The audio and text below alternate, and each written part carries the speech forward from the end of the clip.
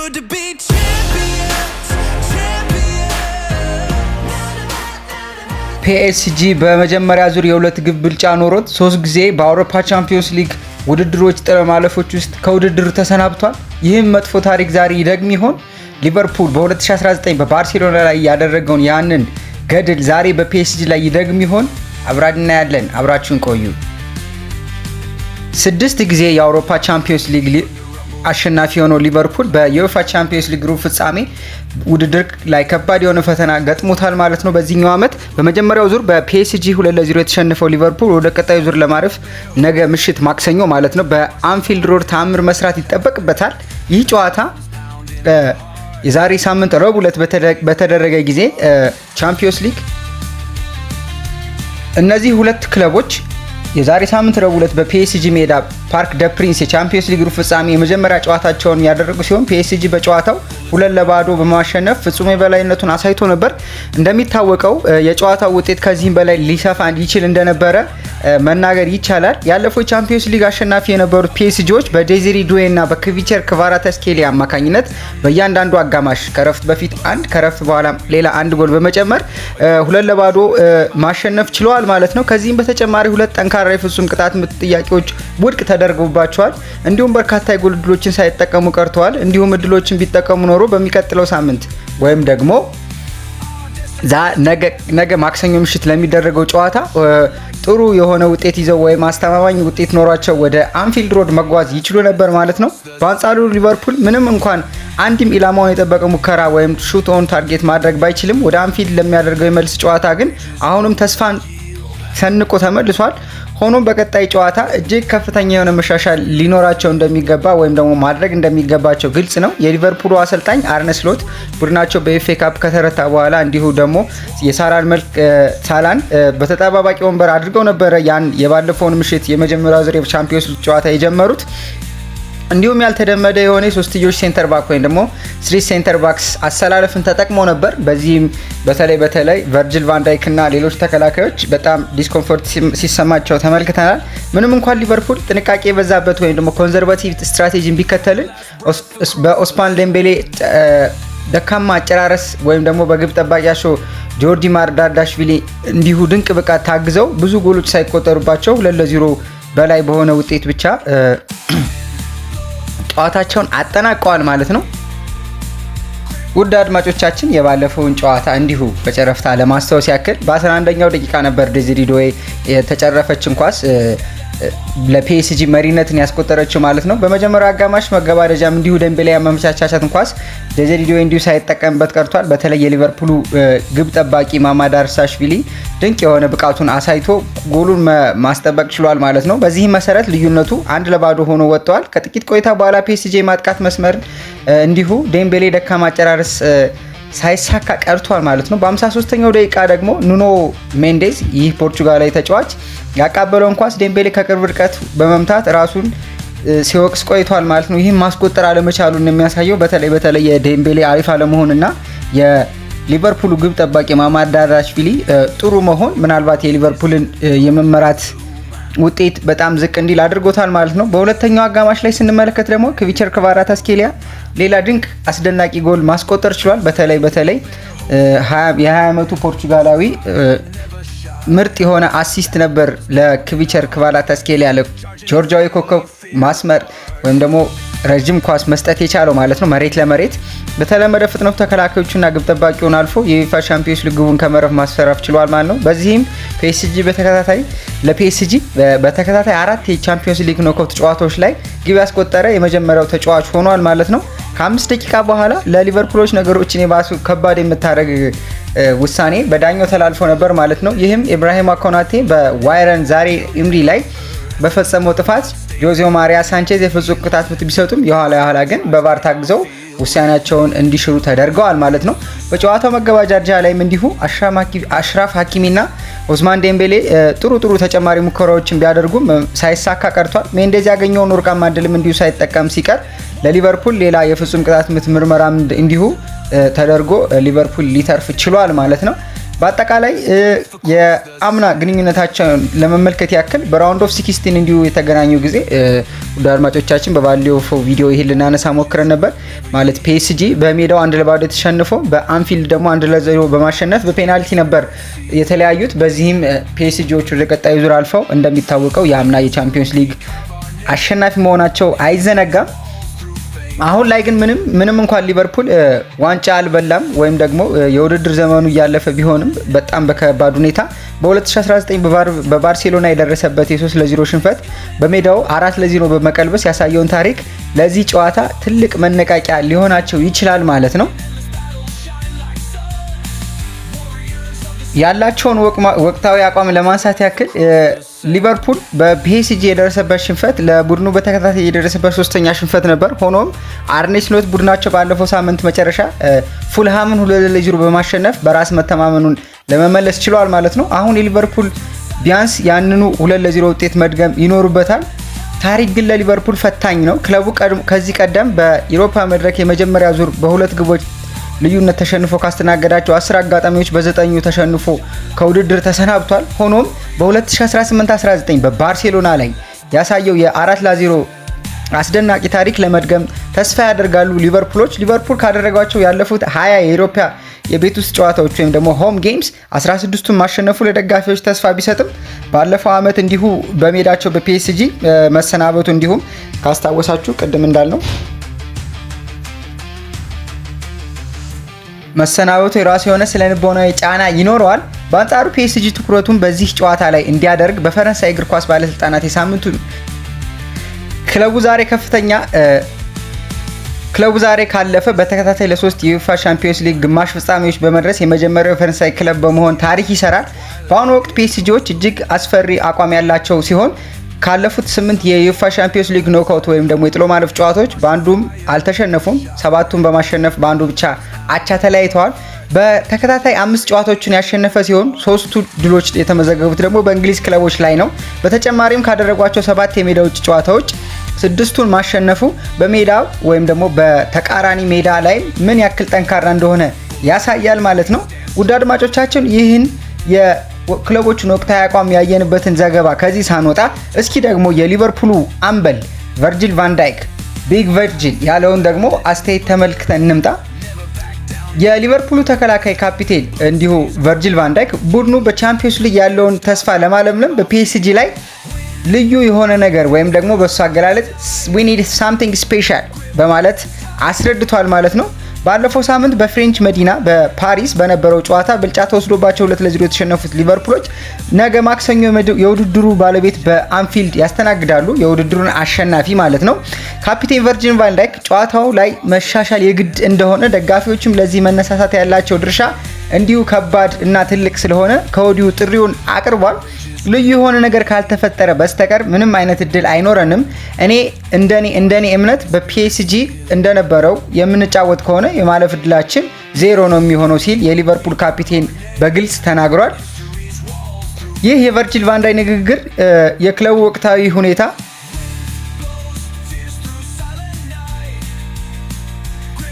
ከኛ ብቃት ጋር ተደምሮ የደጋፊዎቻችን ድጋፍ ትልቁና ወሳኝ ነገር ይሆናል። በደጋፊዎችና በሜዳችን ላይ ብቃት መካከል ያለው ትስስር እጅግ አስፈላጊ ወይም ደግሞ አስደናቂ የሚሆንባቸው ምሽቶችን ለማየት በመታደሌ እድለኛ ነኝ ሲል እንዲሁ አሁንም ደጋፊዎችን ያነሳሳበትን ንግግር ቨርጂል ቫን ዳይክ ሲቀጥል ማክሰኞ ዕለት ጥሩ የጨዋታ ፕላን ይዘን ለ90 ደቂቃና ከዛ በላይ ደቂቃዎች ለመዋጋት እድሉ አለን። ያንን ቀን በጉጉት እጠብቃለሁ። በኳርተር ፋይናልስ ውስጥ መገኘት በራሱ ትልቅ ክብር ነው። ይህንን እንደ ቀላል ነገር መመልከት የለብንም። እኛ ደግሞ ሊቨርፑሎች ነን መሆናችንንም ደግሞ ለማንም ማስታወስና መናገር አለብን። ይህንን ምሽት የማይረሳ ልናደርገው ይገባል ሲል አምበሉ ቨርጂል ቫን ዳይክ ተናግሯል ማለት ነው። ከዚህም በተጨማሪ ቨርጂል ቫን ዳይክ ለደጋፊዎች ያቀረበው ጥሪ የመጣው በክለቡ ውስጥ ከፍተኛ የዋጋ ጭማሪ ጋር ተያይዞ ተቃውሞዎች ባሉበት ወቅት ነው። ቅዳሜ በነበሩ የፕሪሚየር ሊግ ጨዋታ በፉልሃም ላይ ድል ሲቀዳጁ በኮፕ ወይም ደግሞ ይሄ ኮፒንድስ የሚባለው በጣም ተወዳጅና ትልቅ የሊቨርፑል ደጋፊዎች አልትራ ፋንስ ያሉበት የሊቨርፑል ደጋፊዎች መቀመጫ በኩል ጥቂት ባንዲራዎች ብቻ ነበር የታዩት። ደጋፊዎች በስታዲየም ውስጥ ያሉ የምግብና የመጠጥ መሸጫዎችን በማቆም ተቃውሟቸውን እያጋሩ ነበር ማለት ነው። ይህንም ሲል ደጋፊዎቻችን የክለቡ ልብና እስትንፋስ ናቸው። ተቃውሞ ለማድረግ ከተሰማቸው ይህ መብታቸው ነው። ከክለቡ ጋር መፍትሄ ላይ እንደሚደርሱ ተስፋ አደርጋለሁ። ነገር ግን እነዚህ ጉዳዮች እንደ ክለቡ ካፒቴን ከኔ አቅም በላይ ናቸው በማለት የተናገረው ቨርጂል ቫን ዳይክ በእኔ እምነት ደጋፊዎቻችን ማለት ክለቡ ናቸው። እነዚህ ነገሮች መፍታት አስፈላጊ ነው፣ ምክንያቱም አለመፈታታቸው ለማንም አይጠቅምም ሲል እንዲሁ ሀሳቡን ደምድሟል ማለት ነው ቨርጂል ቫን ዳይክ። በሌላ በኩል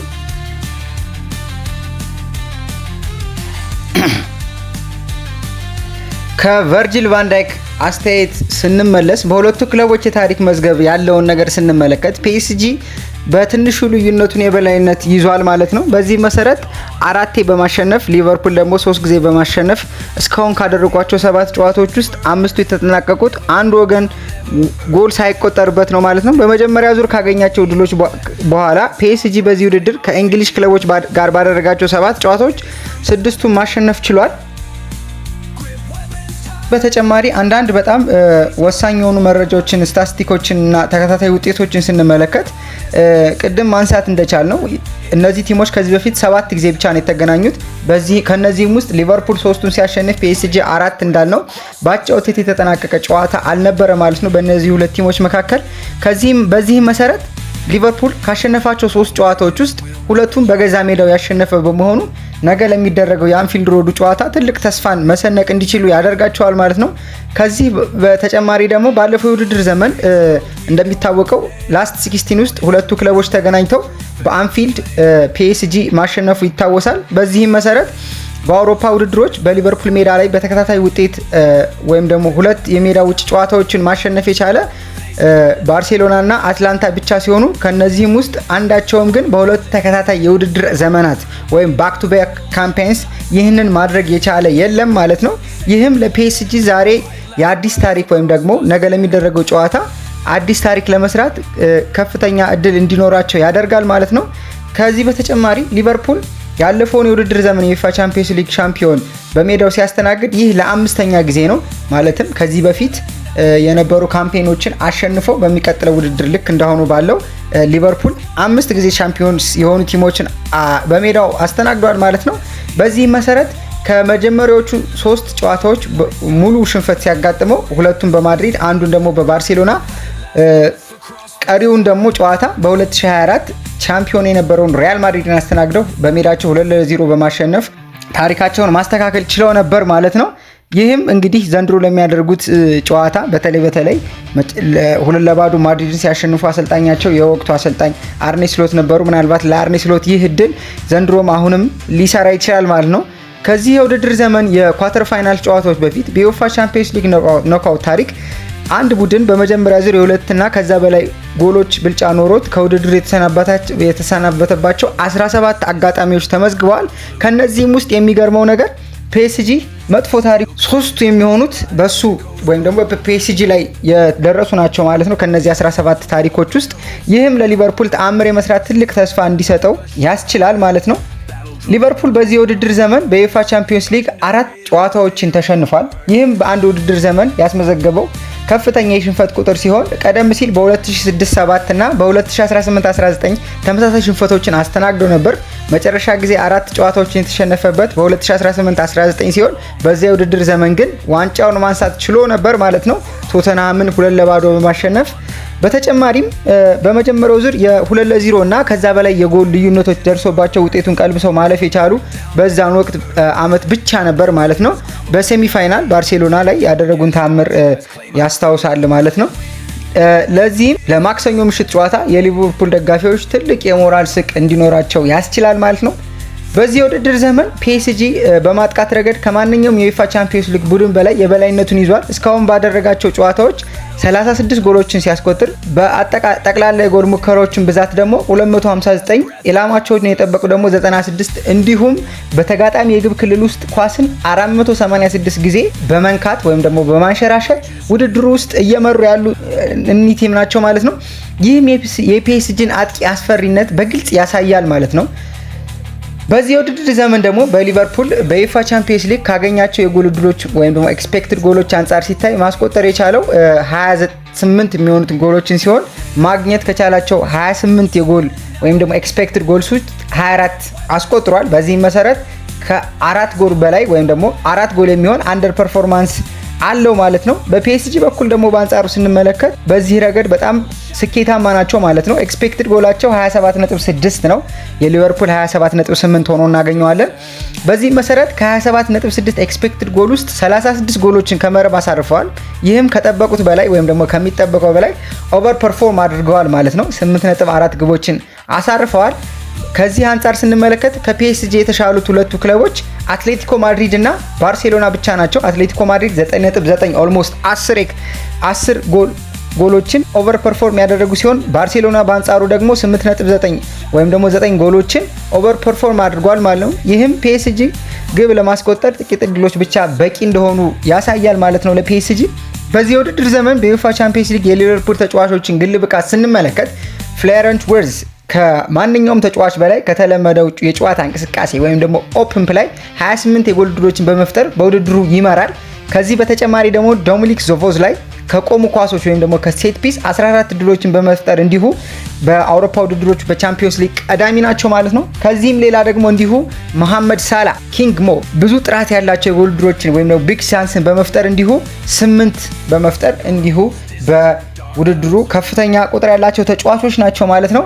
ይህ የሚያሳየው ሊቨርፑል ግብ ለመፍጠር የሚያስችሉ በቂ የፈጠራ ተጫዋቾች እንዳሉት ነው። ነገር ግን ምናልባት ኤክስኪዩሽን ወይም ደግሞ አፈጻጸም ትልቅ ችግር ላይ ይገኛል ማለት ነው ሊቨርፑል።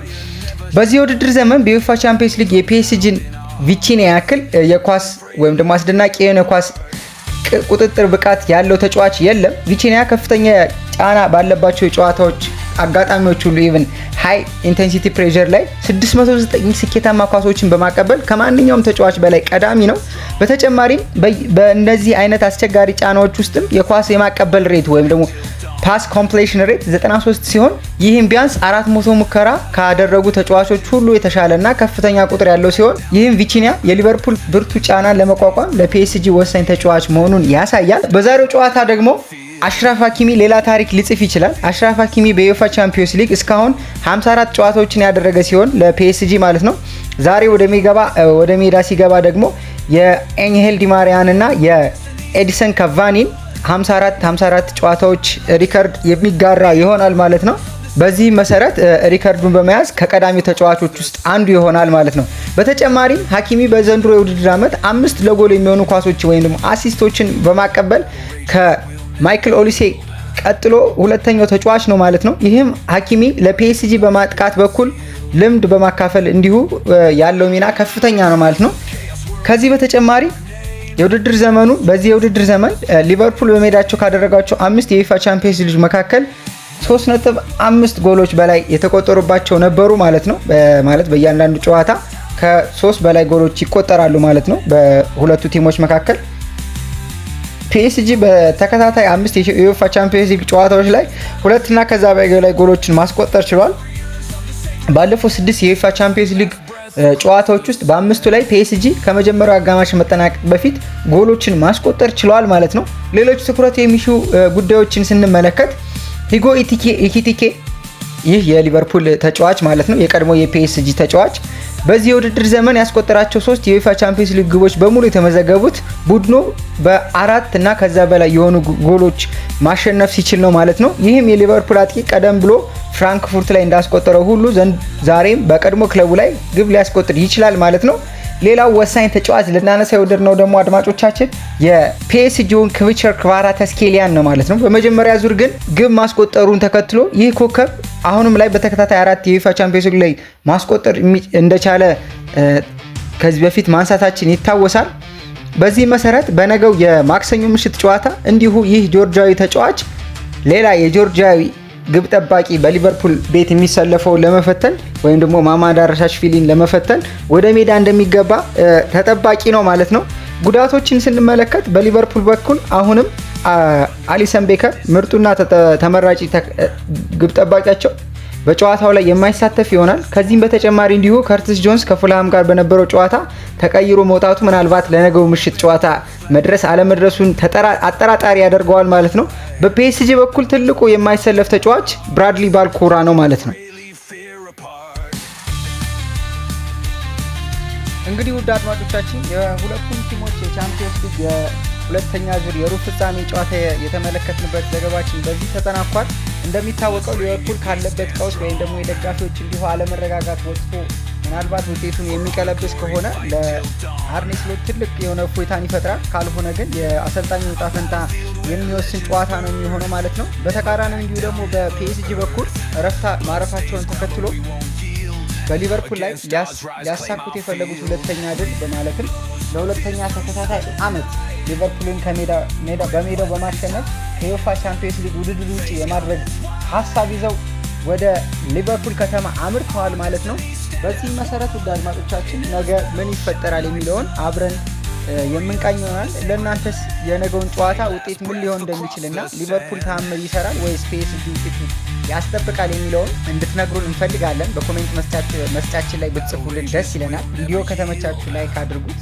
እንዲሁም ደግሞ ተጨማሪ እንደዚህ አይነት መረጃዎች እንዲደርሷችሁ ሰብስክራይብ በማድረግ ቻናላችንን ቤተሰባችን እንዲሆኑ እንመኛለን። በቀጣይ እስከምንገናኝ ባይ ባይ። እንወዳችኋለን።